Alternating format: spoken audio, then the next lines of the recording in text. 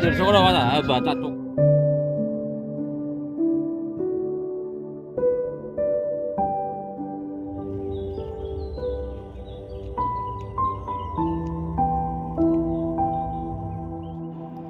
শুভ সকাল বন্ধুরা, তোমরা কেমন আছো? তোমরা নিশ্চয়ই খুবই ভালো আছো।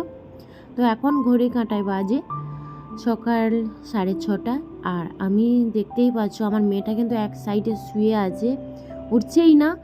তো আমি এইগুলো চেঞ্জ করেছি ধুবো বলে। তো দেখো, আর অনেক দিন থেকে ময়লা হয়ে গেছে। অনেক দিন বলতে কি বলো তো, বেশি দিনই হয়নি। তো আমার মেয়েটার খুবই ঘাম বেরোয়, এখন তো প্রচুর গরম, সবারই ঘাম বেরোচ্ছে, কিন্তু বেশিরভাগ মেয়েটার প্রচুর ঘাম বেরোয়। তাই আমাকে বেড কভারটা আমাকে 2-3 দিন অন্তর করে ধুয়ে রাখতে হয়। আর দেখো, সকালবেলা তো রান্না হয় জানো তোমরা, তো সেই জন্য সকালবেলা একদম রান্না করে, যেহেতু গরমে গ্যাসে রান্না করতে খুবই কষ্ট হয়। আমার যে রান্নাঘরটা আছে ওখানে কোনো চিমনি বা অন্য কিছু ব্যবস্থা নেই, একদম বদ্ধর ঘরের মতো, সেখানে রান্না করতে খুবই কষ্ট হয়। তাই সকালবেলা আমি রান্না করে নিয়েছি। তো দেখতে পাচ্ছ বাঁধাকপি তরকারি আর পুঁটি মাছের ভাজা আর শোল মাছের টক হয়েছে, আর বাটা মাছের ঝোল করেছি। আর মেয়েটাও খেয়ে নিচ্ছে যেহেতু স্কুল যাবে বলে। তো মেয়ে স্কুল চলে গেছে, তো তারপরে আমি একদম ফ্রি হয়ে গেছি। আর এগুলো যে সাবান দেওয়া ছিল কাভারগুলো, তো সেগুলোকে কেচে ধুয়ে দিই। আর বাইরে জানো তো এই সময় এতটাই গরম গরম, আর ওদের তাপে 1 ঘন্টাও লাগবে না, এগুলো শুকনো হয়ে যাবে।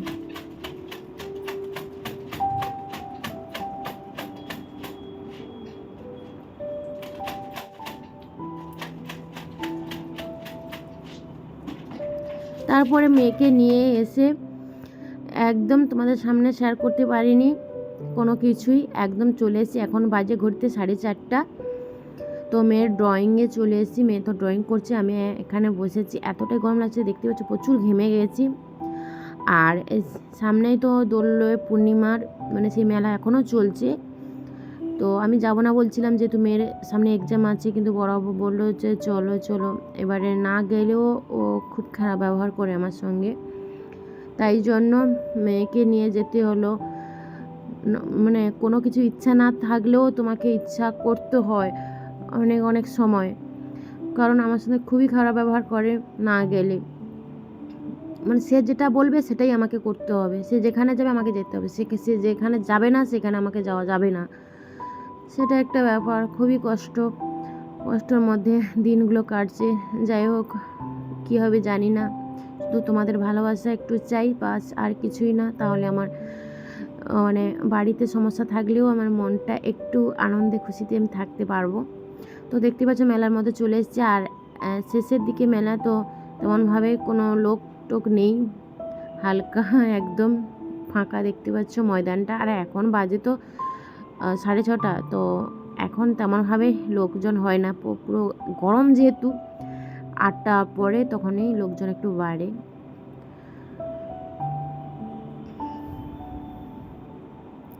ওর বাপ মেয়ে দেখছো চলছে সামনে, যেহেতু একদম ফাঁকা, দেখতেই পাচ্ছে কোনো মানুষজন তেমনভাবেই নেই।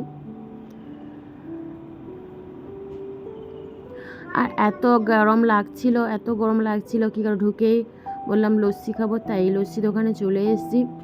আর আমার মেয়ে একদম ভিজে গেছে, ওকে লস্যি দিলেই ঠান্ডা দিলে, আর ওর অ্যালার্জি আছে, ঠান্ডা দিলেই ঠান্ডা লেগে যাবে। ওর অ্যালার্জি নেই, কিন্তু ওর বাবা এমন করে দিয়েছে অ্যালার্জি হতেই বাধ্য, কারণ ছোটোবেলা থেকে এমন মানুষই করেছে। তো আমরা যেভাবে মানুষ হয়েছি, তো তেমনভাবে আমাদের ঠান্ডা তেমনভাবে লাগে হয়, তেমনভাবে লাগে না। তো এসে এই ঠান্ডাটা খেয়েছি, কোনো সমস্যা আমার হয়নি, কোনো দিন হয়ও নি, এটা মেয়ে খেলেই ঠান্ডা লেগে যাবে। তো চাউমিন খেলাম, দেখতেই পাচ্ছ। আর এগুলোতে কি ভয় লাগছিল, অনেকেই চড়ছে, আমি কোনো দিন উঠিনি, উঠলেই আমাকে আর দেখতে হবে না, বাড়ি অবধি নিয়ে আসতে হবে না।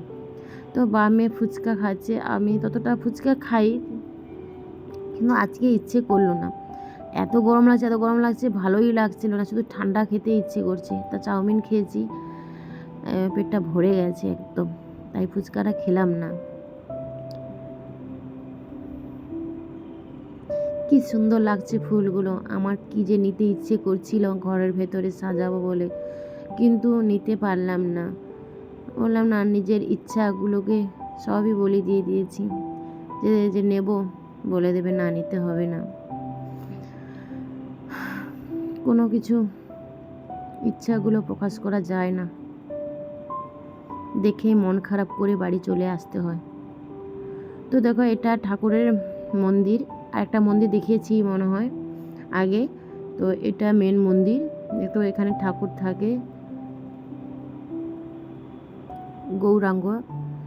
তো বাড়ি চলে এসেছি, বাড়ি চলে এসে বিছানাটাকে আগে কাভার টাভার ওই বিছানাটা বিছিয়ে দিই। আর গরমে এতক্ষণ ঘোরার ফলে এত হাত পা ব্যথা করছিল, লড়তেই পারছি না, এইটাকে করছি কত কষ্টে।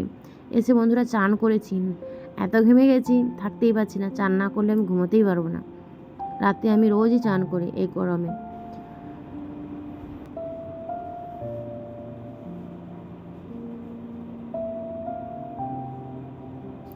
আমার মেয়ের কাণ্ড জানো, কিছুই একটা ঠিক করে রাখে না, সবই ফেলে দেয়। আর এই গরমে আমার এমনিতে মোটা, আমি খুবই কষ্ট হয়। তো কোনোভাবে আজকে গোছাতে পারলাম না, সবই এলোমেলো হয়ে আছে। তো পরের দিন আমি ঠিক গুছিয়ে নেব। আর আলমারিটার অবস্থা দেখেছো, জামা কাপড় বার করেছিলাম সেই মানে তাড়াহুড়ো করে যাব বলে, তো সেটাকেও ঠিক করা হয়নি, থাক কালকেই ঠিক করব। আজ আর কোনো একদম ইচ্ছে করছে না, পারলে আমি যেন শুয়ে পড়ি ফ্যানটা চালিয়ে। তো আজকের মতন আসি বন্ধুরা, তোমরা সুস্থ থেকো, ভালো থেকো। পরে আবার নতুন ব্লগে তোমাদের সামনে আসছি। তো নতুন ব্লগ বলেই ফেলি প্রতিটা ভিডিও শেষে, কিন্তু আসতে পারবো নাকি আমি জানি না। তবুও আমি বললাম, যদি তোমাদের ভালোবাসা পাই তবুও আবার আসবো তোমাদের মনের টানে, নাহলে আমি আর আসতে পারবো না। তো চলো বন্ধুরা, টাটা, গুড নাইট, বাই।